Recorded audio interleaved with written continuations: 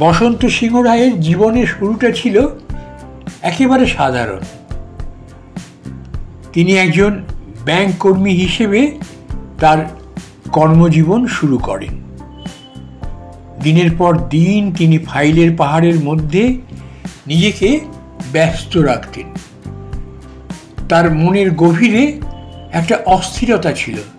তিনি জানতেন যে জীবনের মানে শুধু রুটিনে আটকে থাকা নয়। 1987 সালে তার জীবনে একটা বড় পরিবর্তন আসে যখন তিনি একটি রক ক্লাইম্বিং কোর্সে যোগ দেন। এই কোর্সটি তার জন্য শুধু একটি প্রশিক্ষণ ছিল না, বরং এটি ছিল তার ভেতরের লুকিয়ে থাকা আবেগের জাগরণ। প্রথমবার যখন তিনি পাথরের গায়ে হাত রাখেন, তখন তিনি অনুভব করেন এক অদ্ভুত টান, পর্বতের ডাক। সেই মুহূর্ত থেকে তিনি বুঝতে পারেন যে তার আসল পথ এই পাহাড় পর্বতের মধ্যে দিয়ে যায়। ব্যাংকের চাকরি তাকে জীবিকা দিলেও পর্বতারোহণ তাকে জীবনের অর্থ খুঁজে দিয়েছিল। তিনি সিদ্ধান্ত নেন যে এই আবেগকে তিনি আর দমিয়ে রাখবেন না।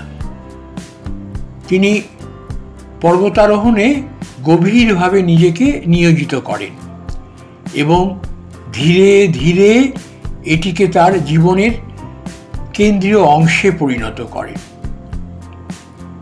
পর্বতারোহণের জগতে পা রাখার পর বসন্ত সিংহ রায় প্রথমে ছোট ছোট অভিযানে অংশ নেন।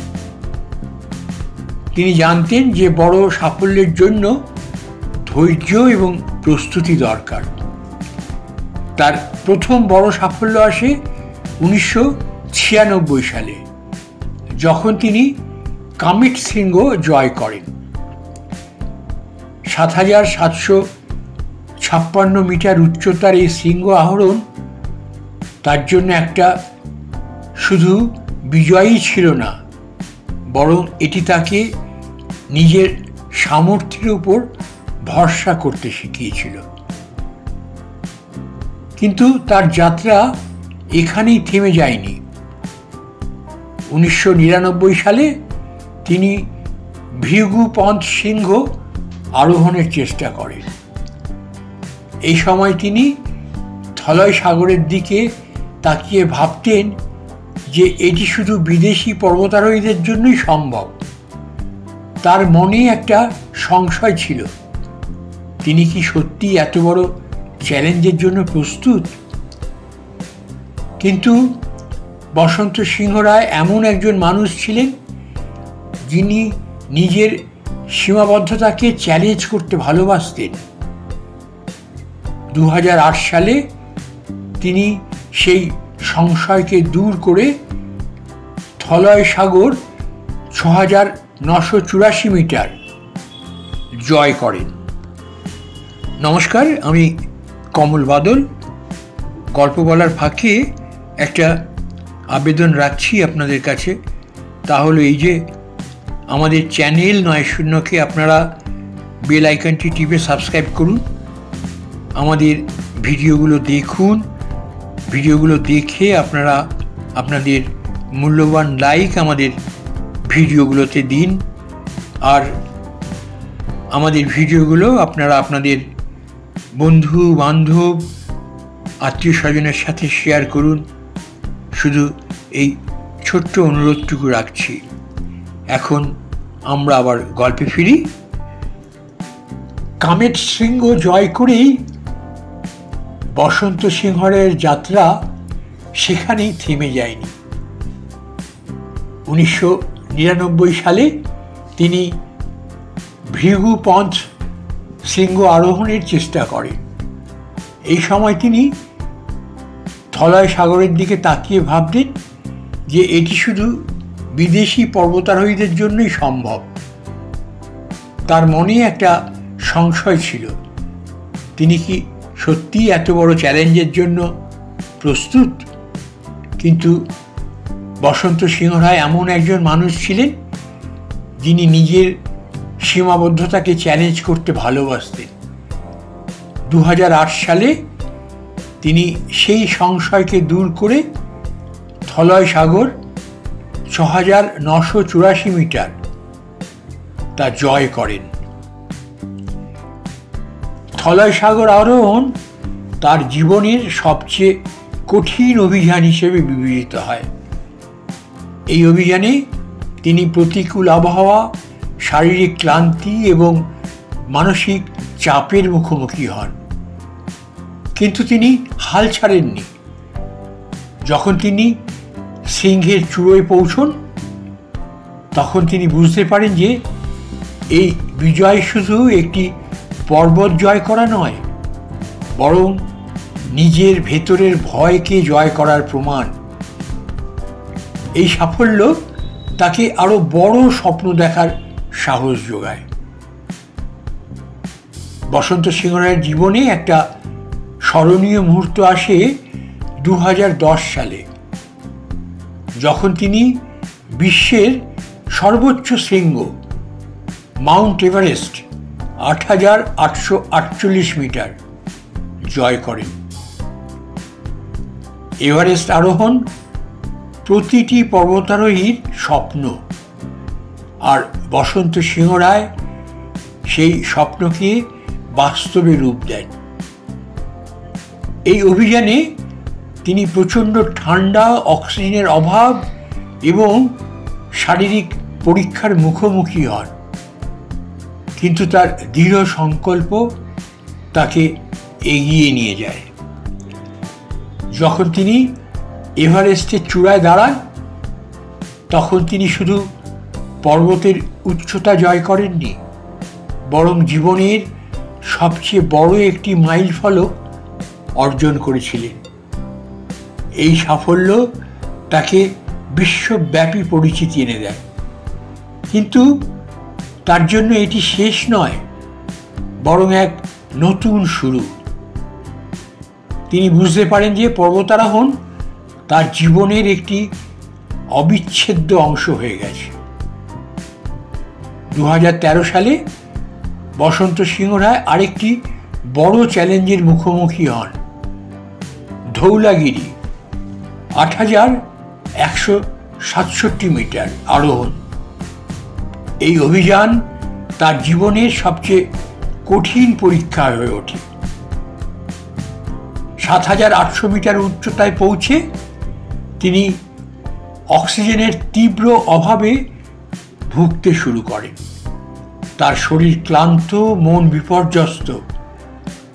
এক পর্যায়ে তিনি সারা রাত বরফের মধ্যেই পড়ে থাকেন, যখন তার বাঁচার কোনো সম্ভাবনাই ছিল না।